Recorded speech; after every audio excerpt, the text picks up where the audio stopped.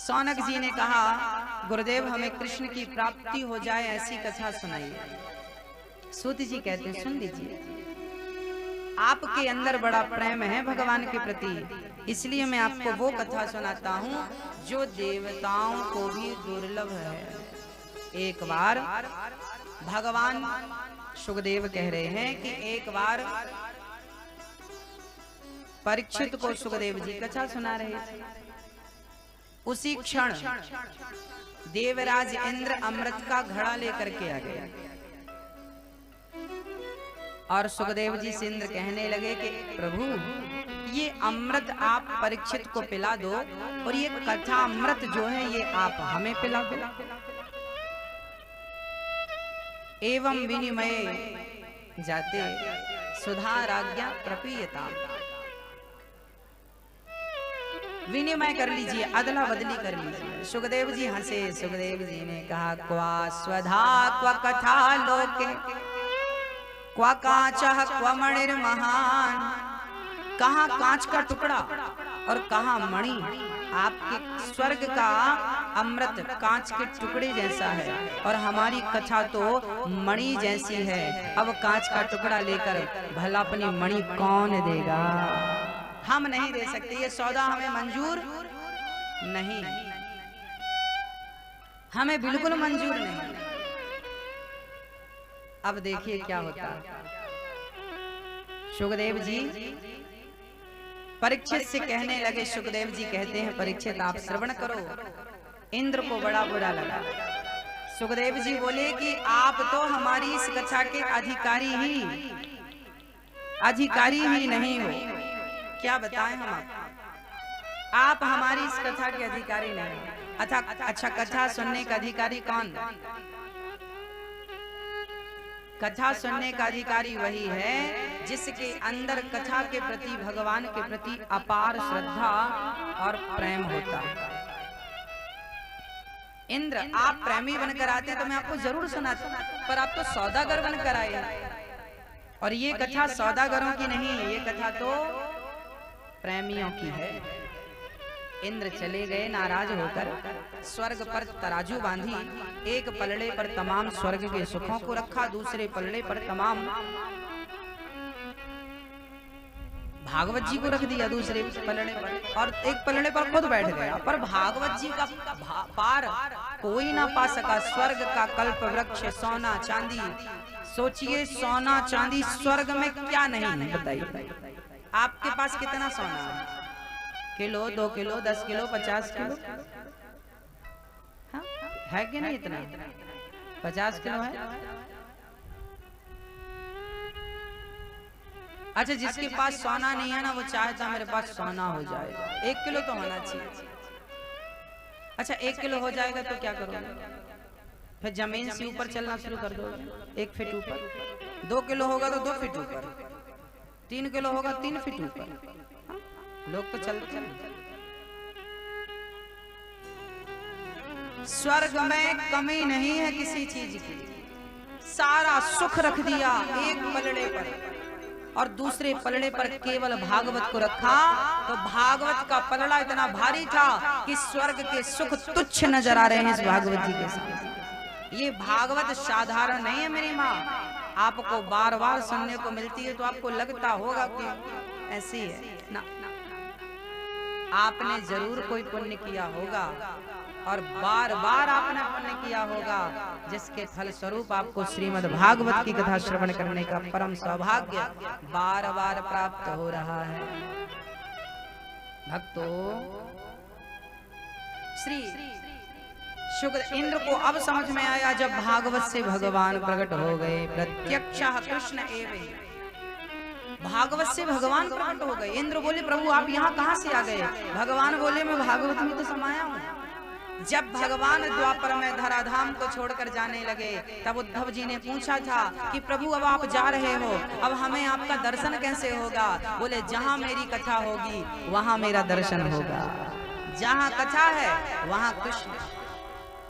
शब्द ही ब्रह्म है कथा मात्रैक जीवनम के भाव से, शब्द ही ब्रह्म के भाव से कथा जब हम श्रवण करते हैं तो कथा के माध्यम से कृष्ण ही हम सबके भीतर प्रवेश करता है।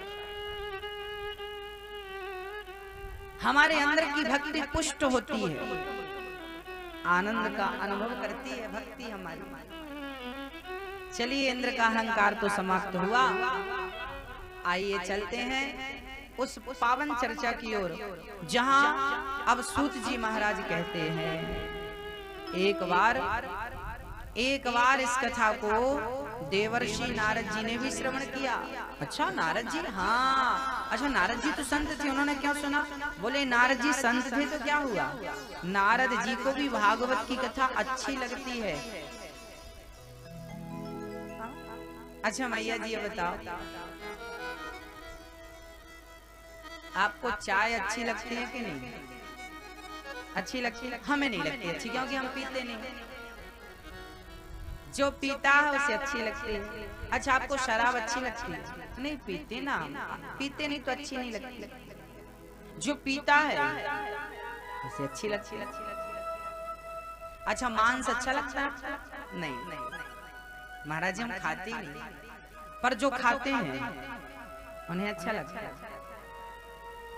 बस ऐसी ही है, जो चाय पीता हो उसे चाय अच्छी लगती है, जो गांजा पीता हो उसे गांजा अच्छा लगता है, सिगरेट पीता सिगरेट अच्छी लगती है, शराब पीता शराब अच्छी लगती है। ऐसे ही जो कथा में मन लगा लिया उसे कथा अच्छी लगने लगती है। बस ये कथा भी एक नशा है। बीड़ी पीने वाला बीड़ी के बिना रहता नहीं है, ऐसे कथा श्रवण करने वाला भी यदि सच्चा नशा लग गया तो फिर वो भी कथा के बिना रह नहीं सकता, ये निश्चित है। और ये नशा जब लग जाए आपको, तब ही समझना कि ईश्वर की कृपा अब निश्चित है, अब कृपा होकर के रहेगी। ये नशा है, शराबी को शराब का, बीड़ी वाले को, सिगरेट वाले को, चाय वाले को अपना भी एक नशा है। हमारा सुनाने का नशा है, आपका सुनने का नशा है। हाँ? हमें भी कभी भी कथा कहीं भी मिल जाए हम छोड़ते नहीं है, सुनते जरूर। कथाएं नित्य सुनना चाहिए, सबको सुनना चाहिए। हमें भी कथाएं सुनना अच्छा लगता है, हम सुनते हैं इसलिए सुना पाते हैं। जो व्यक्ति ज्यादा सुनता है वही अधिक सुना पाता है, जो सुनने की आदत नहीं रखता वो सुनाता नहीं। इसलिए पहले सुनिए फिर कहिए। एक बार नारद जी भ्रमण करते करते पृथ्वी लोक में आ गए। मृत्यु लोक में अहम तु पृथ्वीम यातो ज्ञात्वा सर्वोत्तमामिति पुष्करम च प्रयागम च काशीं गोदावरीं तथा हर क्षेत्रम कुरुक्षेत्रम श्रीरंगम सेतुबंधनम् एवमादिषु तीर्थेषु भ्रममाणैतस्ततः।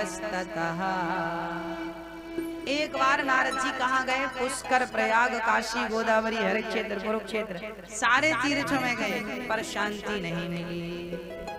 मैया ओ पंचायती मैया, हो गई पंचायत?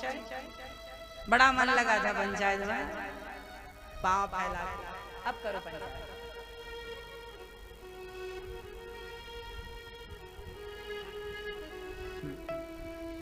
खूब पंचायत। अहम तो पृथ्वीं यातो ज्ञात्वा सर्वोत्तमामिति पुष्करम च प्रयागम च काशीं गोदावरीं तथा। नारद जी बोले मैं सारे तीर्थों में गया पर शांति नहीं मिली। क्यों गए भाई सारे तीर्थों में शांति पाने? अच्छा बताओ शांति कहाँ है? शांति कहाँ है? बताओ मैया जी शांति कहाँ है? जहाँ कथा है, जहाँ कीर्तन है, जहाँ सद्विचार है, संस्कार है, संस्कृति है, वहीं शांति है। नारद जी बोले मैं पूरे तीर्थों में घूमा, कहीं शांति नजर नहीं आई। पुष्कर गया, प्रयाग गया, काशी, गोदा, सारे तीर्थों में गए, शांति नहीं मिली। आखिरी में मैं गृहस्थों के घर गया, आप सबके घर, हम सबके घर नारद जी महाराज आए। नारद जी का आना अर्थात संतों का आगमन। जब संत, जब कोई साधु आपके घर आता है शांति की अपेक्षा लेकर, तो क्या उसे शांति मिलती है आपके घर में? अच्छा, आप लोगों के घर में शांति है या नहीं? हाँ या ना? शांति है आपके घर में? है? हाँ। तरुणी प्रभु तागे श्याल को बुद्धिदायक। आजकल शांति कहाँ है?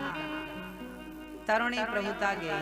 आजकल घर में नई नई बहुओं की चलती है।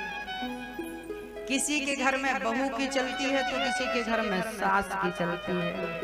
अच्छा, सास किसे कहते हैं? जो सांस ना लेने दे, जो काम काम कराए, सांस ही ना लेने दे, उसका नाम सास है। बहू से दिन भर काम और फिर भी कहे मेरी बहू कुछ नहीं करती। जो सास अपनी बहू से दिन भर काम कराए फिर भी गाना गाए मेरी बहू कुछ नहीं करती, उसका नाम सास है ना? सही? हाँ। सारी सासें सारी बहुएं ऐसी नहीं है, कुछ परसेंट बचा है, 10-20% बढ़िया लोग भी हैं। अच्छा मैया जी, एक सासू माँ मेरे पास आई और कहने लगी गुरुजी मेरी बहू ठीक नहीं है, बहुत गालियां देती है और क्या क्या बोलती है। मैंने उस सासू माँ से एक बात कही कि यदि मेरी बात मान लोगी ना तो आपके घर में कभी सास बहू का झगड़ा नहीं होगा। कहो तो मैं वो बात आपको भी बता दूं, 2 लाइन की है, बता दूं मैया जी, आपके घर में कभी झगड़ा नहीं होगा। एक माँ मेरे पास आई, अच्छा वो जब जब आती ना अपनी बहुओं की बुराई करती। अच्छा, सासू माँ के पास भी कोई टाइम होता नहीं व्यर्थ का, वो हमेशा बहू की बुराई करने में अपना टाइम का सदुपयोग करती है। हाँ? तो मैंने उस माँ से कहा कि देख माँ, तू बूढ़ी हो गई है, मेरी माँ बुढ़ापा आ गया है, अब तू घर घर जहां जहां जाती है बहुओं की बुराई करती है। और फिर होता क्या है, कभी कभी देखो होता क्या है, सिस्टम बताता हूँ आपको। आप पड़ोसन के घर गई, आपने अपनी बहू की बुराई बताई, मेरी बहू ऐसी है, पड़ोसन ने सुन लिया। अच्छा हाँ। फिर वो सुन करके ना जब आप चली गई ना, तुरंत उसने आपकी बहू को फोन लगाया, अरे तेरी सास आई थी घर पे, तेरे बारे में ऐसा सब बोल रही थी। अब सास घर पहुंची के बहू खड़ी हो गई। अब बहू को बुरा लगा कि बताओ घर की बातें तुम पड़ोसन को बता रही हो। बिल्कुल सही कह रही है बहू, सास को ये नहीं करना चाहिए। मैंने उस माँ से कहा मेरी माँ, तेरी बहू कितनी भी बुरी हो, कैसी भी हो, अच्छी हो बुरी हो, पर आप अपने घर की बात घर पे ही रखा करो, बहुओं की बुराई पड़ोसियों से मत किया करो। आपकी बहुएं आपके बुढ़ापे में सहारा जरूर बनेंगी, आप किसी से उनकी बुराइयां ना करो, तारीफ ना करो तो उनकी। हम तो कहते हैं कि तुम अपनी बहू की ना झूठी तारीफ किया करो। जहां जाओ मेरी बहू तो भगवान सबको दे, मेरी बहू जैसी, मेरी बहू बहुत लाखों में एक है, करोड़ों में एक, बहू की थोड़ी सी तारीफ भी किया करो। अच्छा, सास जहां भी जाए बहू की तारीफ करे, बहू पास में बैठी और मेरी बहू जैसी सबको बहू देना भगवान, बहू बढ़िया होनी चाहिए, मेरी बहू जैसी सबकी बहू। अच्छा, सास बहू की तारीफ करे और बहू घर घर जाके कहे मेरी सास जैसी भगवान सबको सास दे, बताइए वो घर क्या होगा? स्वर्ग हो जाएगा।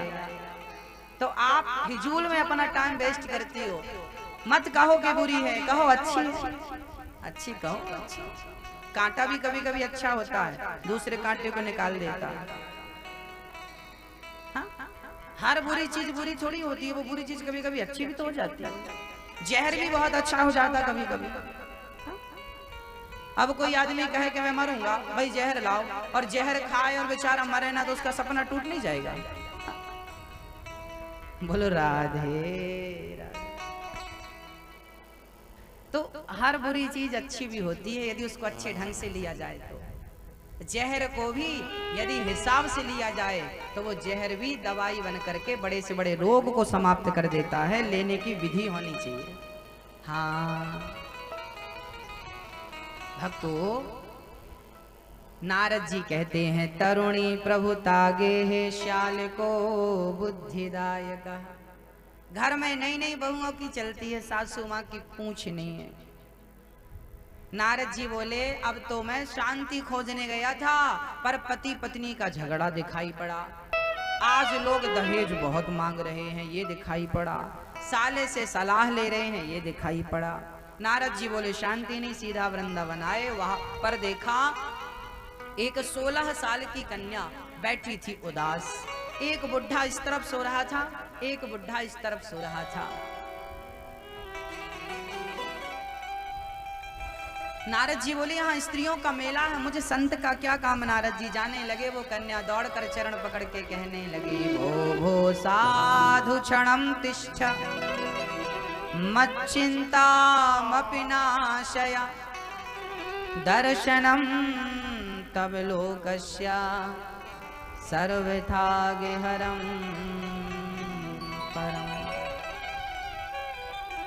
नारद जी के चरणों में गिर पड़ी वो कन्या। नारद जी बोले देवी तुम कौन हो? महाराज मेरा नाम भक्ति है। अच्छा भक्ति आप हो, तो ये स्थिति कैसी, आप परेशान हो, रो रही हो?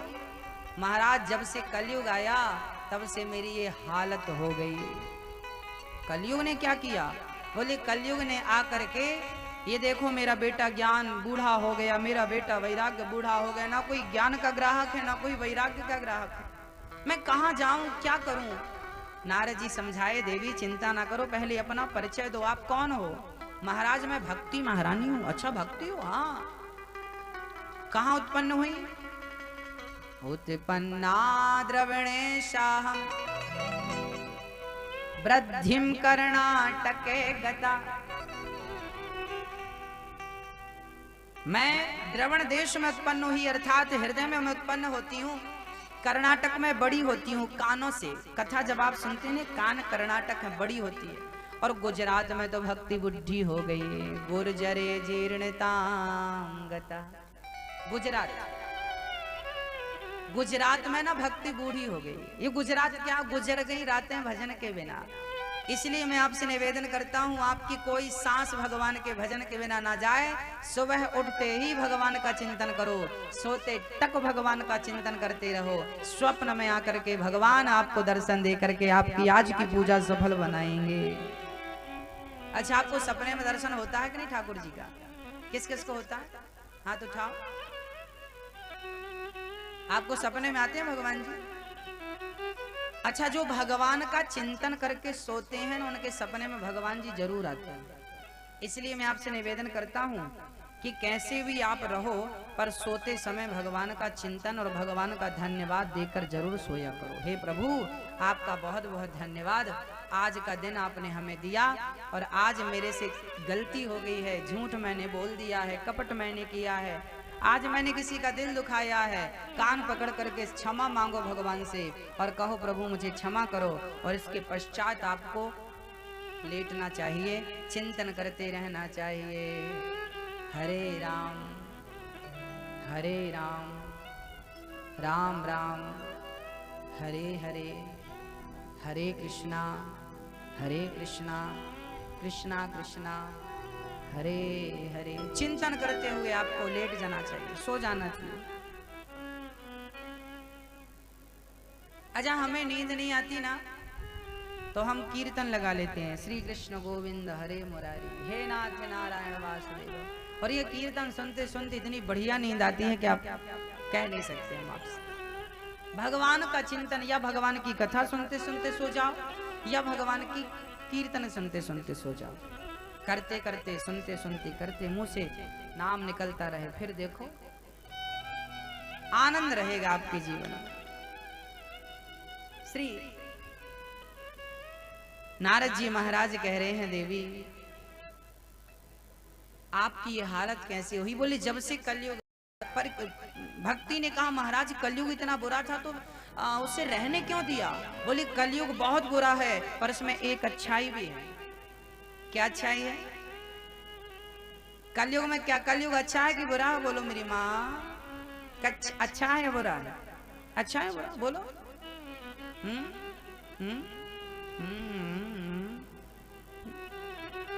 क्या है? अच्छा कलयुग बहुत अच्छा है। कलयुग की अच्छाई क्या है? बोले कलयुग की अच्छाई है कि नाम लेकर के भव सागर से पार हो जाता है प्राणी। अजामिल जैसा पतित